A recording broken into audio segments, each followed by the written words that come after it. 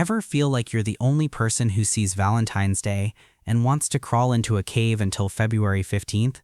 While everyone else is posting couple photos and making dinner reservations, you're just trying not to roll your eyes so hard they fall out of your head. And no, it's not because you're single and bitter. Plenty of people in relationships hate this holiday just as much. There's actually fascinating psychology behind why some of us are wired to absolutely despise the most romantic day of the year. Here's what's really happening in your brain. While some people thrive on external validation and public displays of affection, your brain is likely wired for authenticity over performance. Psychologists have found that people who value genuine connection over social rituals often experience what's called forced intimacy aversion. Translation: when you're told exactly when and how to express love, your brain flags it as inauthentic. It's not the love you hate, it's the manufactured obligation around it. Your nervous system literally rejects performative emotions the same way your body rejects food that's gone bad. Let's talk about how this shows up. You see couples scrambling to make reservations at overpriced restaurants, buying marked-up roses and posting carefully curated photos, and something in you just recoils. Not because you're against romance, but because you can feel the desperation and social pressure radiating off the whole thing. You're the person who'd rather receive a random Tuesday text saying, "This made me think of you," than a dozen roses on February 14th because someone was supposed to. And here's the kicker. When your partner asks what you want to do for Valentine's Day, even suggesting "let's skip it" feels like you're failing some relationship test.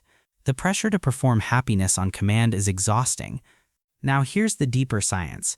Research shows that people with higher levels of intrinsic motivation, those who are driven by internal values rather than external rewards, often struggle with manufactured holidays. Your brain's reward system doesn't light up for obligatory gestures the way it does for spontaneous ones. Neuroscientists have discovered that genuine surprise and authentic emotion trigger stronger dopamine responses than anticipated. Scheduled displays. When you know something is happening because it's supposed to, your brain literally gets less joy from it. You're not being difficult, you're actually wired to value quality over calendar dates. But here's what nobody talks about: your hatred of Valentine's Day might actually make you better at relationships. Studies on long-term relationship satisfaction show that couples who maintain spontaneous gestures throughout the year report higher satisfaction than those who concentrate their efforts around holidays. You're not waiting for a special occasion to show you care, you're doing it on a random Wednesday because you actually mean it. Your resistance to performative love means you're probably more consistent, more authentic, and less likely to let your relationship run on autopilot for 364 days a year. Think about that. While others are checking the romance box once annually, you're building real sustained connection. So if you'd rather spend February 14th pretending it's a normal Thursday, you're not broken or unromantic. You're wired for depth over display, authenticity over obligation, and meaningful gestures over manufactured moments.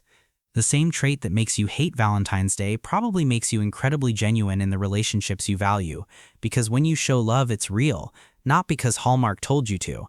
If this video helped you feel less alone in your Valentine's Day dread, subscribe for more psychology that validates who you are, and like this video to help other holiday haters find their people.